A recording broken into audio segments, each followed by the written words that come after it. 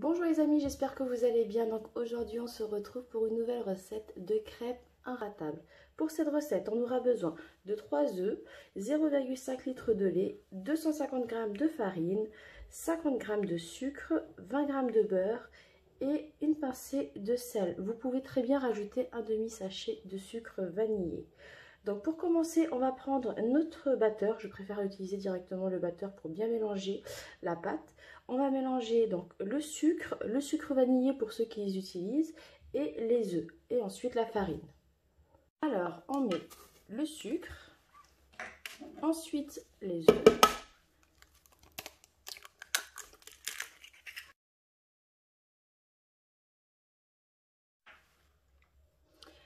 Et la farine. On referme avec le couvercle et ensuite on commence.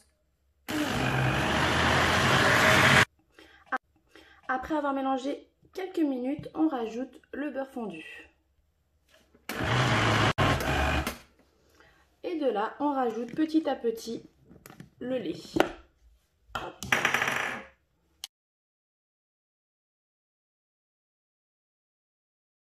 Dans du coup notre préparation, on rajoute notre pincée de sel. Et on mélange à nouveau. Hop.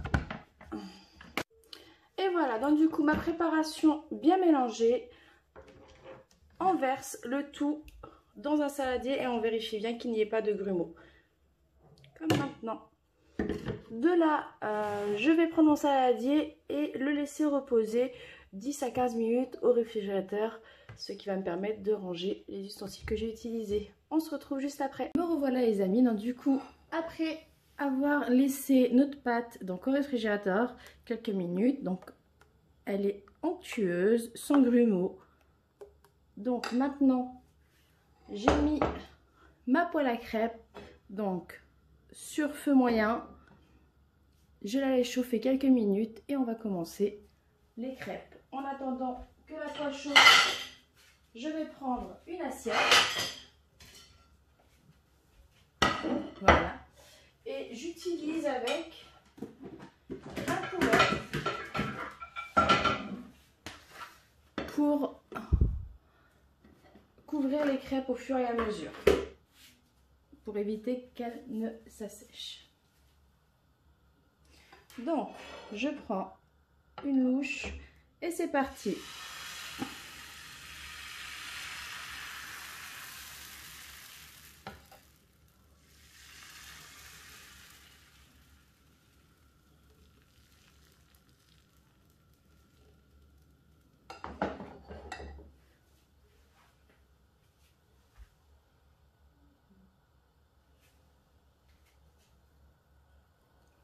Je laisse cuire quelques minutes. J'attends en fait de voir que le rebord commence à se relever tout seul. Je prends un petit couteau en fait au bourron. Ça me permet de bien enlever la crêpe. Hop. Comme vous voyez, elle se décolle facilement. De là, je la reprends et on la retourne. On laisse cuire encore quelques minutes sans hésiter de la tourner de temps en temps pour avoir une cuisson optimale.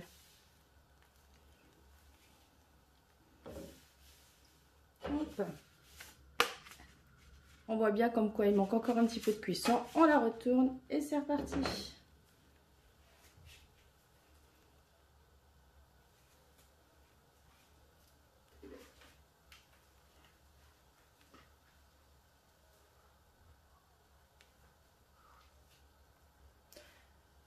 On vérifie à nouveau, hop, et voilà. Donc là, je la mets sur mon assiette et je couvre aussitôt. Vous voyez, donc là, en fait, elle est un petit peu sec et dure. Donc, je vais la laisser sur mon assiette et la couvrir. Vous allez voir comme quoi ça va la ramollir. Alors, je refais une autre crêpe. On reprend la douche.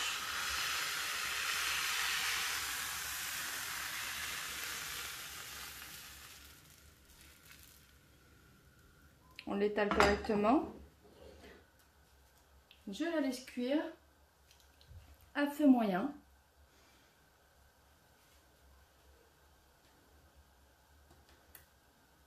On attend que les rebords commencent à être marron. On prend un bout rond de préférence, et pour éviter d'abîmer en fait notre poêle, je fais tout le tour. Hop, et de là, je la retourne.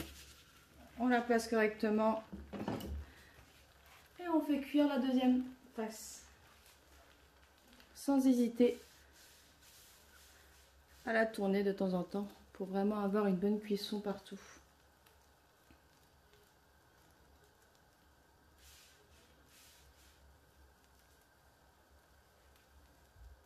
Alors c'est vraiment une recette qui est super simple et rapide, et honnêtement elle est vraiment inratable. Comme vous avez pu le voir dès la première crêpe, donc tout est nickel.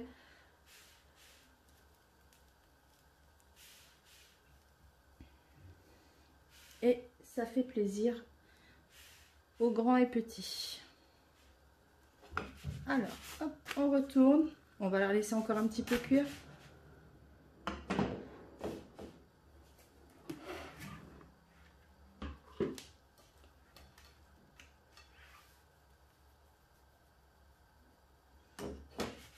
Je pense que c'est bon. Et voilà, donc notre crêpe, on la remet par-dessus et on n'oublie pas de refermer. Et vous verrez qu'en fait, à la fin, vous verrez bien comme quoi vos crêpes seront bien moelleuses grâce à l'humidité en fait.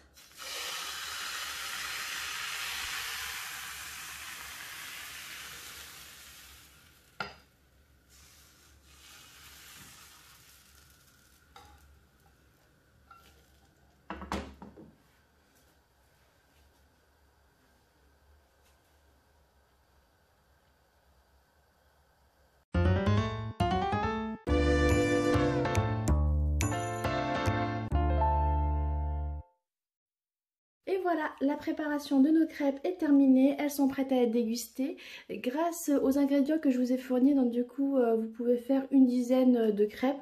Pour ma part, j'en ai eu je crois 11 ou 12. N'hésitez pas à multiplier par 2 les ingrédients si vous en souhaitez plus. Donc exemple, au lieu de mettre 3 œufs, en mettre 6. Au lieu de 250 g de farine, en mettre 500. Sinon j'espère que la recette vous aura plu, que la vidéo n'aura pas été trop longue, et n'hésitez pas à me laisser en commentaire votre avis pour les personnes qui auront goûté, et je suis tout à fait d'accord de recevoir aussi des avis négatifs, hein, tout est bon à prendre. Donc voilà, donc j'espère que vous aurez passé un agréable moment en ma compagnie. Je vous souhaite une très bonne journée et un bon goûter ou bien un bon petit déjeuner. Donc voilà, bonne journée à vous, merci, au revoir.